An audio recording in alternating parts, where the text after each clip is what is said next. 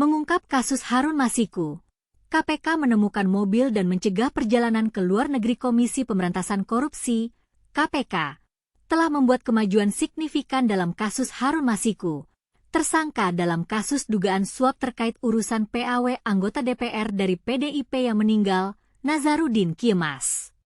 Setelah 4 tahun berlalu sejak Harun Masiku menghilang dan masuk dalam daftar pencarian orang, DPO, KPK, akhirnya KPK menemukan mobil milik Harun yang telah terparkir selama 2 tahun di kawasan Tamrin Residence, Jakarta.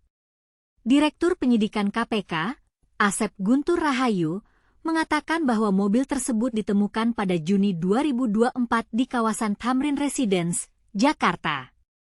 Di mobil tersebut ditemukan dokumen terkait HM, kata Asep kepada wartawan di Bogor, Jawa Barat, Kamis, 13 September 2024. Mobil yang dipergunakan ditemukan di Tamrin Residence. Sudah terparkir selama 2 tahun, tambahnya. Ketua KPK sementara, Nawawi Pomolango, juga menyampaikan progres pengejaran buron Harun Masiku. Kemarin dapat mobil-mobil yang dia parkir bertahun-tahun. Itu saja mungkin yang didapat, kata Nawawi di Bogor, Jawa Barat, Kamis 12 September. Nawawi mengatakan bahwa pada awal perkara ini, nama penyidik Rosa Purbo Bekti sempat tidak dimasukkan. Namun, karena Harun tak kunjung ditemukan, Rosa diminta untuk dimasukkan dalam tim penyidik. Nawawi pun mengatakan setiap minggu menghubungi Rosa untuk terus mengawasi pencarian Harun Masiku. Hampir tiap minggu saya telpon dia, Rosa. Mas, bagaimana perkembangannya? Mas, ucapnya. Dalam kasus ini, KPK telah menetapkan 4 tersangka, yakni Harun Masiku, Wahyu Setiawan, Agustiani Tio Fridelina, dan Saiful.